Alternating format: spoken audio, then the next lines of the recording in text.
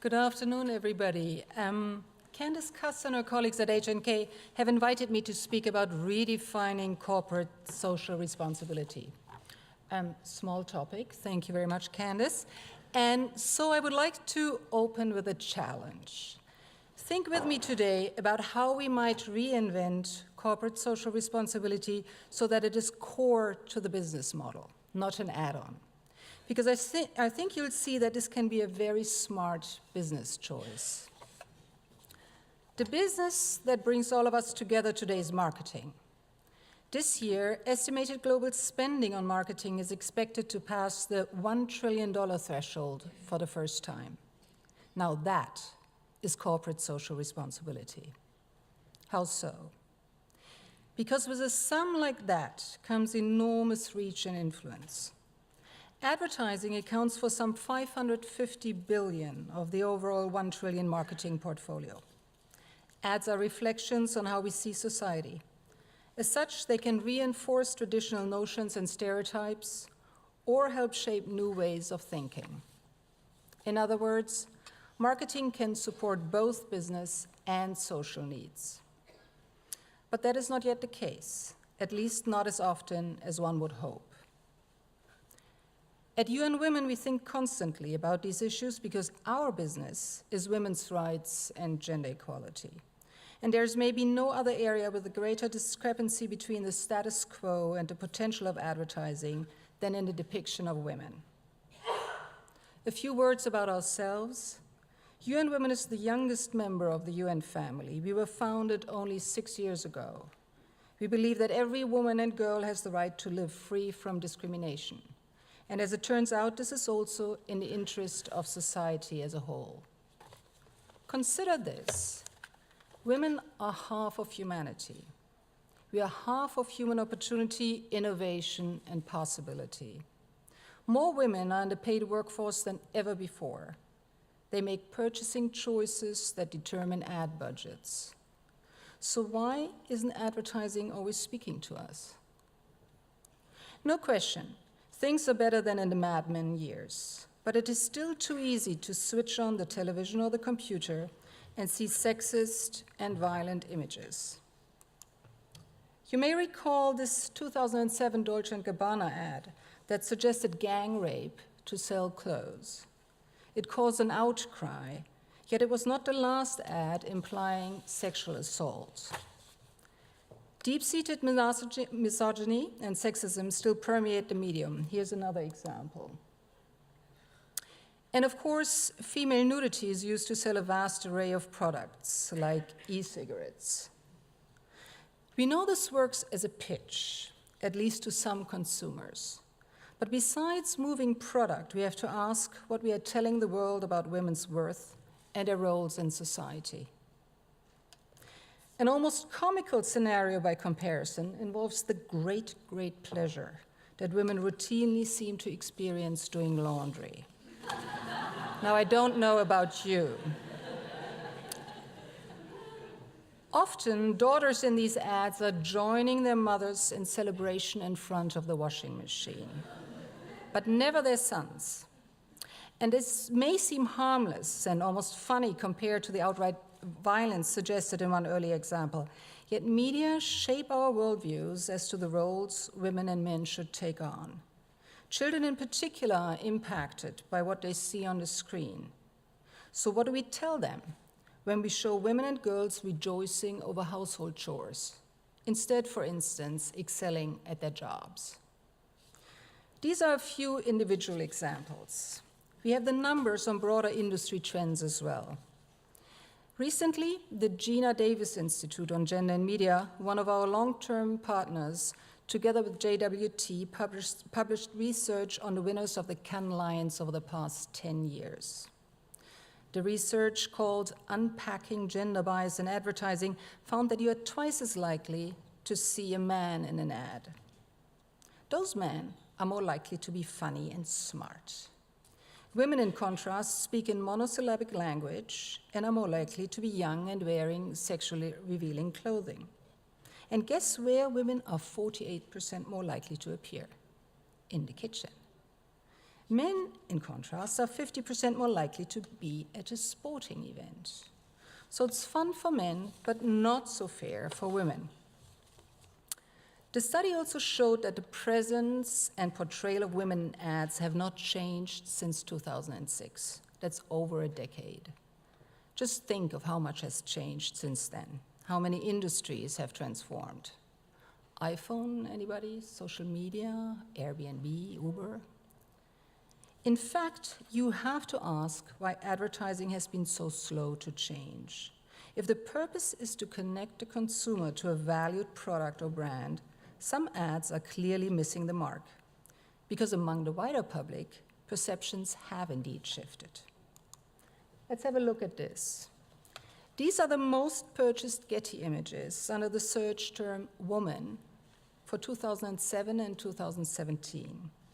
In 2007, the preference was for a nude passive beauty, and today we have a strong, independent woman climbing mountains. Again, available research confirms this change in public perception. Last year, a survey by the 4As, the US National Trade Association for Ad Agencies, found that 84% of female respondents have been offended by sexism in advertising.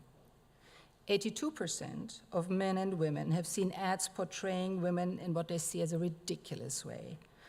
And this is an overwhelming majority of the consumer base, both female and male. Here in the UK, the Clarks shoe brand recently learned this reality the hard way. Accusations of sexism forced a recall of their Dolly Babe shoe for girls. Still, a shoe called Leader remains on the market for boys. Really, it's time to catch up. Look how many leaders in this room today are female. Why am I telling you all of this? It is not, as you may think, that we at the UN are trying to branch out into consulting and advise businesses on how to be more profitable, though you likely would be. But we do want you to perform better in your advertising, because the hardest nut to crack as we are working towards a more gender-equal world is to overcome outdated cultural norms and social traditions. They are at the very core of what we know has to change. So there are important synergies because our so very different businesses. These links have only grown stronger through the Global Sustainable Development Goals adopted by world leaders in 2015. Together, these goals present a comprehensive blueprint to end poverty and preserve our shared planet. Noble goals, I know, but the increasingly urgent reality is, unless we act now, it may be too late. Gender equality is not just one of the goals, but instrumental to all the others, because we won't move forward if half of humanity stays behind. That's why the UN Secretary General appointed a panel of senior international leaders, backstopped by UN Women, to look into key global drivers of women's economic empowerment. At the top of the list, tackling adverse norms and promote positive role models. If we don't address this, we accept the damaging stereotypes that permeate society. They exert a powerful influence in how we behave and how we see ourselves. And they can shape our aspirations and how much we can contribute as members of our societies. A woman taught to believe that her primary value is her body may never set her ambition on scaling summits. On the other hand, a realistic aspirational portrayal of women can over time encourage changes in attitudes and behaviors that support a more diverse, equal society and one where businesses can thrive. And what do you think is needed to finance all of the Sustainable Development Goals? Well, to reach the 700 million poorest people globally, in low and lower middle income countries, the annual investment gap is estimated to be $1.4 trillion. So here it is then, the $1 trillion purse of the marketing industry. You hold the strings of the purse, and I urge you all, make this where your corporate social responsibility begins. You have enormous power to do good while doing business. Make the money count for gender equality. I am happy to say that we already have strong allies and serious momentum. In 2016, at the Cannes Lion Festival, then UN Secretary General Ban Ki-moon announced Common Ground, an initiative by the 6 largest communications holdings globally in support of the Sustainable Development Goals. Since then, we at UN Women have had the good fortune to work with WPP, which adopted the gender equality goal, on a range of campaigns and initiatives. Another incredibly exciting effort is the Unstereotype Alliance that UN Women co-launched earlier this year at Cannes. The alliance comprises some 25 powerful actors representing advertisers, media, and creative industries, and WPP is one of them. The aim is clear and the ambition is high. Transform advertising by eliminating gender bias and harmful stereotypes. Members are willing to use the financial muscle of their advertising budgets to change detrimental cultural narratives. Alliance members have already agreed on 3 immediate objectives. 1, develop and adhere to guidelines for unstereotyped content creation. 2, foster an unstereotyped business culture. Today, only 11% of creative directors are women. Hiring more women in senior leadership and creative roles is a starting point. 3rd, set clear goals and measure change annually. We are targeting measurable, meaningful change by 2020. I invite all of you to join the Alliance. We want a membership that reaches as far and wide as possible to all corners of the world. Sustainable Development Goal 17 is on global partnerships, reflecting a vision of collaboration between governments, business, civil society, and the United Nations to work together to mobilize and leverage available resources. Collectively, you represent a powerful community of partners to help advance the agenda that can bring us all together, achieving the goals for people and planet. To be successful and to contribute to a better, fairer world, advancing the women's empowerment agenda will need to be in the DNA of your business. This may at times require guts. It certainly will need significant changes, from workplace to budgets to storyboards. We need to see a few more men doing laundry and a few more women dazzling the world with brilliance and bravery. The opportunities are many, but so are the benefits. Call it enlightened self-interest, call it a win-win, or call it corporate social responsibility redefined, doing good by doing business. So let's create a new reality and go to new heights, because it's 2017. Thank you.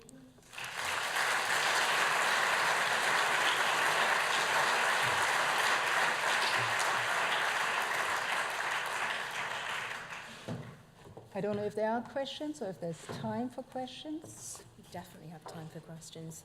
Does anyone have any questions for Nanette? Yes, over here on the right. If we have a mic.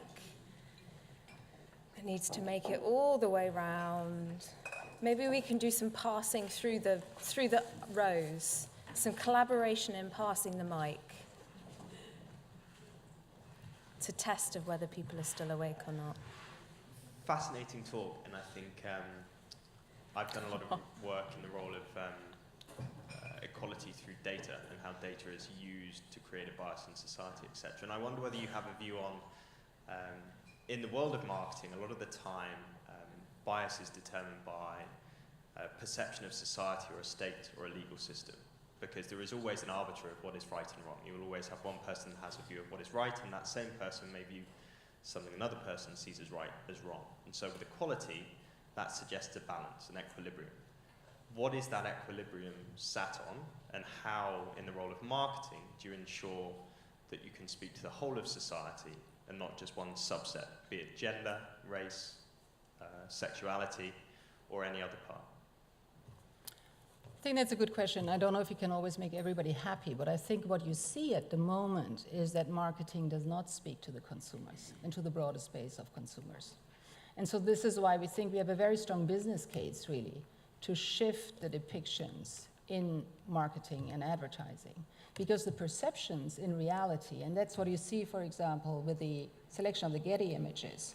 What are the most purchased photos when it comes to women? Is an independent woman, a woman where you don't even see the face anymore, because it's not important what she looks like, but what she has achieved.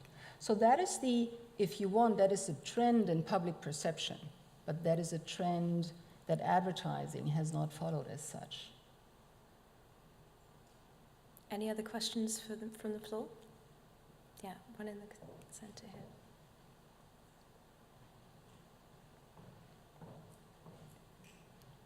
What role do regulatory bodies play in achieving the goals that you've outlined? I'm thinking, for example, of the Dove Pro Age campaign that showed older women in bare skin. And those campaigns were not allowed to run in certain media markets in the United States, mostly because the regulators felt that the public didn't want to see those kinds of images.